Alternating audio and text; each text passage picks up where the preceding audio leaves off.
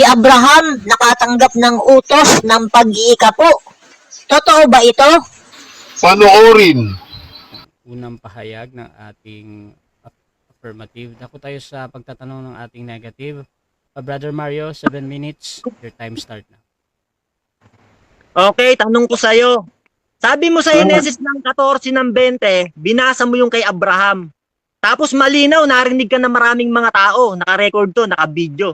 Sabi mo, sumunod si Abraham sa utos ng pag-iikapo. Yan, narinig ka ng mga tao. Sabi mo yan. Sumunod si Abraham sa utos ng pag-iikapo. Tanong ko sa'yo, sa panahon ba ni Abraham, nung magbigay siya kay Melchizedek, may utos na ba ng pag-iikapo kay Abraham noon o kusa niyang pagbibigay yon? Tanong ko sa'yo. May utos na po bago sa panahon ni Abraham. Sa totoo lang, bago pa ang paglalang, ang kautusan ay umiiral na. Yan ang paniniwala namin, kapatid, ha. Ang kautusan ay kasing likas ng Diyos na walang hanggan. Kung saan ang kautusan siya'y patibayan ng luklukan ng Diyos. Yan, saan natin mababasa? Okay. Ang tanong ko sa'yo, hindi ko tinatanong kung yung kautusan umiiral na. Ang tanong ko sa'yo, kasi sabi mo, malinaw narinig ka ng mga tao, wag mong iibayin yung sinabi mo. May utos na, sabi mo kay Abraham ng pag-iikapo nung magbigay siya kay Melchizedek. Narinig ka ng maraming tao, wag kang magsinungaling. Tanong ko sa'yo, meron ka bang mababasa na si Abraham inutusang mag-ikapo kay Melchizedek? Meron o wala? Yes, meron. Sabi ko nga sa'yo, ang kautusan umiiral na bago pa kay Abraham. Kaya maliwanag eh. Dito basahin natin 89:14 ng awit. Katwiran at kahatulan ay patibayan ng iyong luklukan. Yan. So yung kautusan, ang kautusan, patibayan ng luklukan ng Diyos. Kung tatanggalin mo ang kautusan, mawawala din ang Diyos sa langit. Okay, tatanong ko sa'yo, wag tayong maglokohan. Hindi ko papansinin yung binasa mo, malayo yan eh. Sabi mo, merong mababasa na may utos na kay Abraham ng pag-iikapo nung magbigay siya kay Melchizedek. Ngayon, maraming nagbabasa ng Biblia, alam nila yan kung may utos talaga o wala. Ngayon, tanong ko sa'yo, sabi mo meron. Nasaan yung sitas na mismong inutusan ng Diyos si Abraham na magbigay siya kay Melchizedek? Yung sitas, sabi mo meron. Wag tayong maglokohan, labas mo sitas. Ito nga. So, sagot, Mr. Moderator, 30 seconds.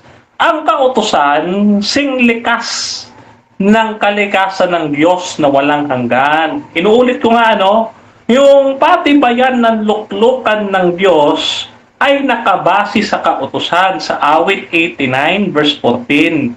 Sa madaling salita, bago pa kay Abraham, may kautusan na bago pa nalangin si Eva. Sige, alam naman na nanonood yan kung may utos o wala eh. Hindi na kita pipilitin dyan.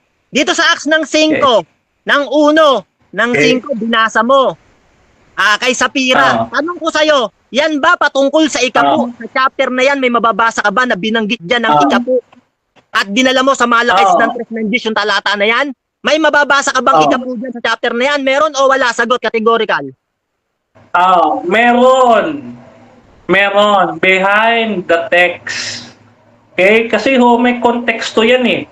Dahil nga yung pag-iikapo ay hindi naman tinanggal. Sabi nga natin, ang kautusan ay hindi nasira.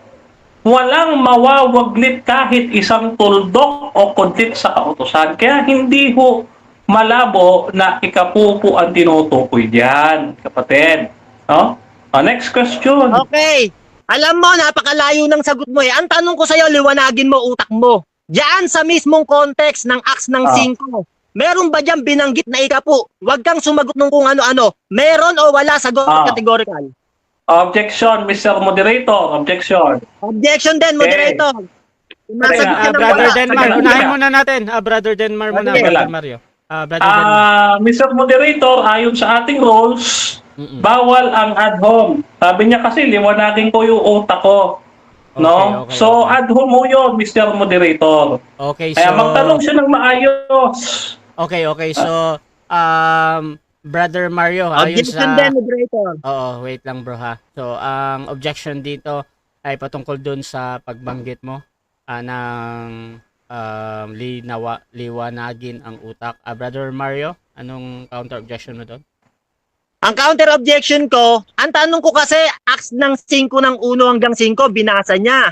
Tinatanong ko dun sa Acts ng 5, kung tumutukoy ba sa ikapu yan. Kasi sabi niya, dinala niya yan sa Malakit ng 3:10, yung talata na yan. Kaya, Okay. hinahanap ko kung sa ikapu o gumagawa lang siya ng kwento ng kasinungalingan niya. Kaya Okay. tinatanong ko, nasaan? Sabi niya, meron. Okay, Labas okay. niya, sitas ngayon. Okay, so ganito ang hatol ko sa objection ni Brother Denmar. Again, meron tayong rules mga kapatid patungkol sa hindi pagbanggit ng mga physical appearance gaya ng sinasabi mo, Brother Mario, yung utak ba? Pwede mong gamitin yung ibang salita gaya ng pag-iisip. Pero, ang utak kasi is a part of a body. So, dito, klaro naman yung tanong din ni Mario. Brother Denmar, ready ka nang sumagot, bro? Ito, sagot ko, Mr. Proceed, bro. Moderator. Talata daw. Sabi ko nga po, meron. Behind the text. Dahil hindi nga malabo na ikapo ang tinutukoy doon dahil hindi po nasira, hindi pinalitan, at hindi binago ang kautusan. Mateo 5:17 hanggang 18. Ayan, next question. Isang kudli tutundok, hindi nagbago. Next question. Okay. Okay, sabi niya, sige, pakakawalan kita dyan.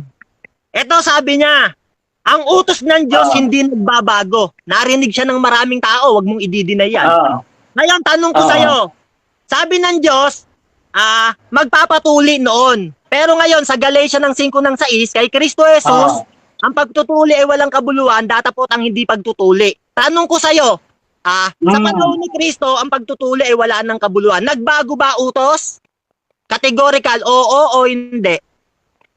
Hindi po. Hindi po. Kasi hanggang ngayon, tuli ka. Hindi ka ba tuli? Baka supot ka. Ako kasi tuli ako Gusto mo makita? Kaya hindi nagbago. Yung dating utos noon, yun pa rin ang sinusunod ko. Nagpatuli po ako. Baka kayo hindi. Next question. Hindi kayo po Sabi muna. mo, ang salitaan ng Diyos hindi nagbabago, hindi nasisira, walang binago. Narinig ka ng maraming mga tao, wag kang di-deny. Ngayon, tanong ko sa'yo, sabi sa Mateo ng 5 ng 28 hanggang 29, narinig nyo ang sinasabi sa kautusan ni Moises na wag mangangalo niya.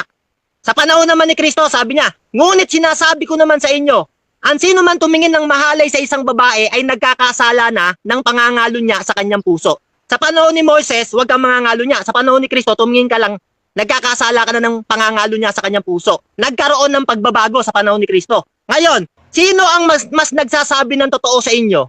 Si Kristo o ikaw? Categorical, sagot. Sagot po, pareho. Dahil sa panahon po noon, bawal ang pangangalo niya.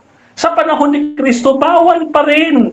May dinagdag lang siya, pero hindi nagbago. Bakit? Bawal pa rin mangalo niya. Kung nagbago na kautusan, pagulunyain mo yung iyong asawa. Try mo. Try mo kaya ngayon. Okay, eto next question. Sige. Eto sabi ngayon sa Biblia. Noon sabi kay Moises, wag kang papatay. Sa panahon ni Kristo, magalit ka lang sa kapatid, pumapatay ka na. Tanong ko sa'yo, meron bang nagbago? Dahil sinasabi mo walang nagbago. Tanong ko sa'yo, meron na bang nagbago? Meron o wala? Sagot categorical, wag kang magsinungaling. Okay, wala po. Okay, wala po.